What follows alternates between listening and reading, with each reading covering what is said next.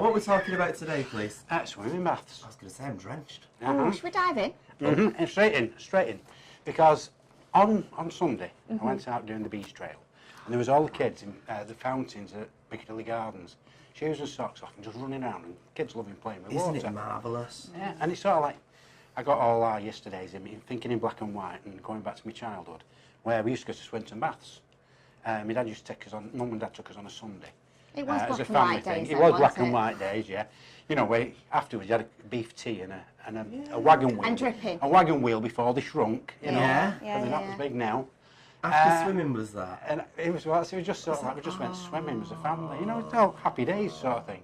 Oh, fantastic. Yeah, So you thought you'd take us back to that memory. So well, yeah, so from that memory I suddenly thought, well, which is the oldest baths? So I don't know whether I'm right, but I've started looking at the Victoria baths. And from deciding to have public baths, it took 9 years to plan it and buy the site and then get it built. So it took from, it was eventually opened in 1906, but it first thought of in 1897. Wow.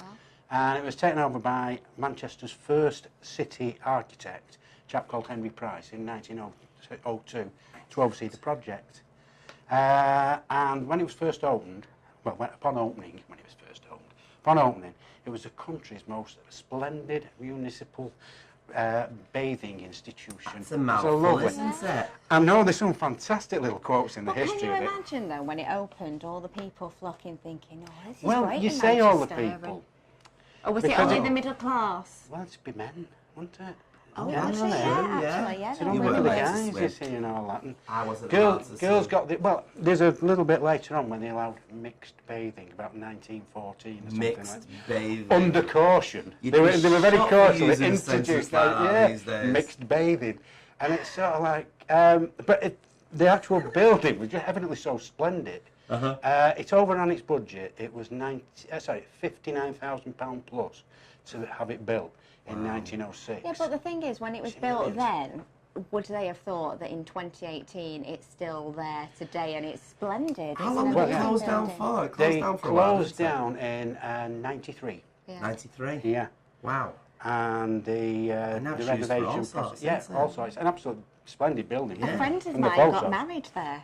Yeah, And I've got that some is an friends who got married there. incredible venue. It was recently used as well as a location for Age Before Before Beauty. Beauty on Yeah, the saw BBC, that the the other- BBC drama. So, you know, it has got so much heritage. But it was things like, after the war years, they put up, during the winter months, when obviously there was less trade, they used to put the board over the pool, and they had it for the big band dances. So they had dances in there. But then they suddenly thought, a little bit later on, well, there's the days when we're not having dances, and they got indoor bowling going on in there. Love it. So they really That was around about the 1950s. So it was, so it was a the original municipal leisure building. centre, really, then? Yeah, it sort of like first started with a leisure centre. Around about the 1970s, the second-class pool was built over, and that was turned into a sports hall for five-a-side football, netball, basketball, badminton, that type of thing. Wow. So it became that sort of multi stuff. And who've we got these days that's quite famous for swimming?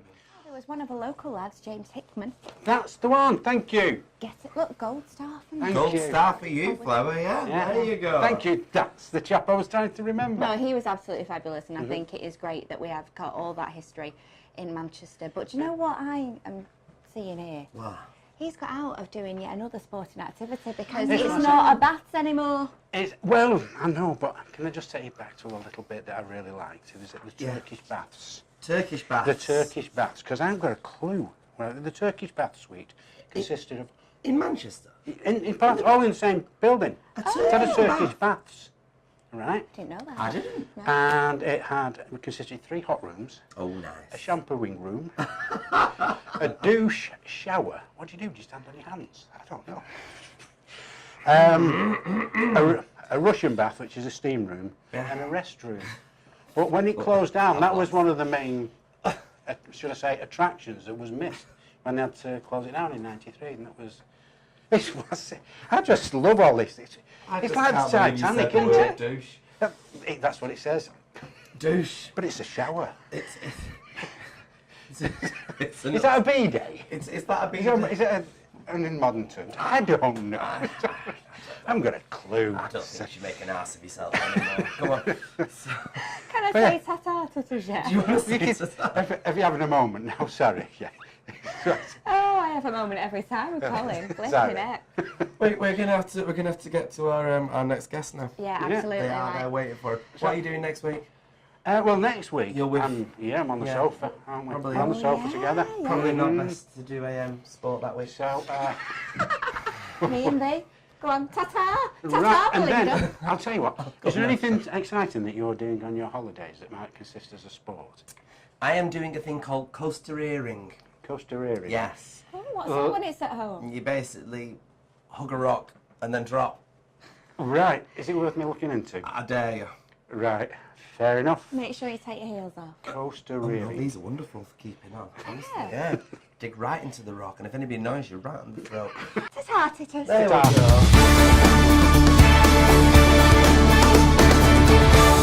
go. Well, this is Clare Polly and Polly Williams, and they're doing something very special for Cancer Research UK, aren't they, Belinda? They are indeed. Welcome. Tell us all about it. What is it you're doing? So on the 23rd of September, we've got a sponsored dog walk happening at Heaton Park.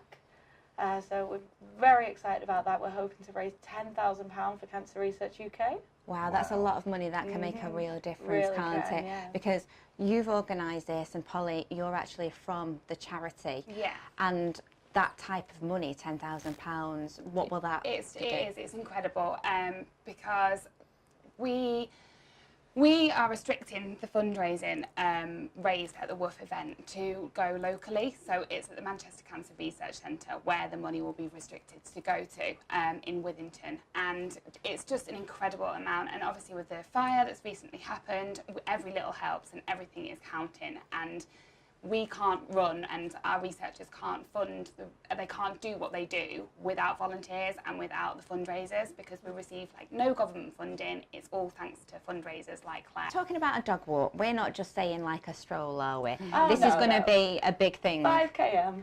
Wow. Yeah. So we are doing a shorter route for the smaller little and older dogs, but yeah, it's quite a walk. So where's it go? It's going all around. We're going all around by the lake. We've got a little route planned out that should be really scenic, really nice for all the families that are coming. Oh, and there'll be that moment where you'll be like, that dog and that owner, you know, when you get them saying, do they look like each other? It'll be almost like, spot the owner, spot the dog. Yeah, and because that. we're having a bit of a fancy dress as well, aren't we, going on? So For a the couple. dogs or the people? Well, either. I think your mum's joining, isn't she? And she's going to dress up the dog and also herself in the bumblebee. Oh, brilliant. Now with 5Ks and stuff like that and sponsored things, you usually get a medal. Have we got, do we get anything at the end? Prizes. We've got a lot of prizes for we've got a raffle going on, a tombola, and then there's also going to be prizes for the waggiest tail and for the best dressed. Oh. Yeah, and You we've got should some turn goodie up. bags. Because of my waggy tail. Thank you. Oh, nice. Yeah, you'll have some goodie bags as Yeah, well, there's won't you? goodie As like a bags as thank well. you. Do you want a dog yourself then, yeah? Yeah, I've got a little, she's 9 months old, a little Shih Tzu called Millie. Ah. So She'll be taking is she part, taking part? yeah. Yeah, absolutely. So what can £10,000 do to aid cancer research?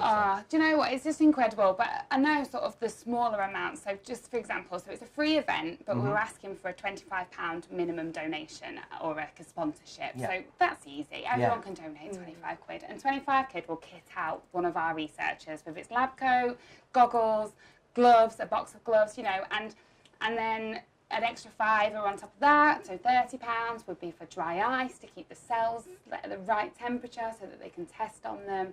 And so £10,000 is just, it's out of this world. It's going to go a long way, isn't it? Yes, Definitely, yeah, it's yeah. incredible. It really is. So hopefully we'll get the sign-ups and we'll get the sponsorship. And how do people get involved in this then? So we have a website that's woofcancermcr.eventbrite.com, or there's you can go on the Facebook, that's Woof Cancer MCR on Facebook. We've got an Instagram as well, that's also Woof Cancer MCR. So yeah, they can either sign up to do the walk, or if they've not got a dog, they can donate things. Like we're looking for items for a tombola. We need volunteers for on the day, so if anybody's available, then we need marshals and all that. But it's looking to be a great day. Fantastic. It'll be And good. so what date is it, did you say? 23rd of September. And what time? It'll be starting at 12 p.m. Oh, brilliant. Still the lunchtime, can stop at a pub on the way. can't you? Exactly. I don't live that exactly. far from Heaton Park. I haven't got a dog, but I'll come down Yeah, and definitely support. come down. Definitely, Yeah, yeah. we've got stalls, we've got entertainment. It'll be a really good day for all the family. Yes. Yeah, well, thank you very much for coming in. Thank We'll you put for all your having us. details on the screen Yeah, definitely. now, and we might put a lead on you and take you for a walk. Great idea. Okay. Thank Oh, you. I'm going to get that. Yeah. Well, that's all we have time for on this show, unfortunately. But next time, we're going to be addressing something very special. It's an issue that we thought couldn't go missed. Exactly. Now check out all our programmes on this channel, as well as the videos on our sister channel, which is Canal Street Online. Oh, and please do subscribe. It'll make us feel very, very happy. Until next time, thanks for watching. Your Manchester.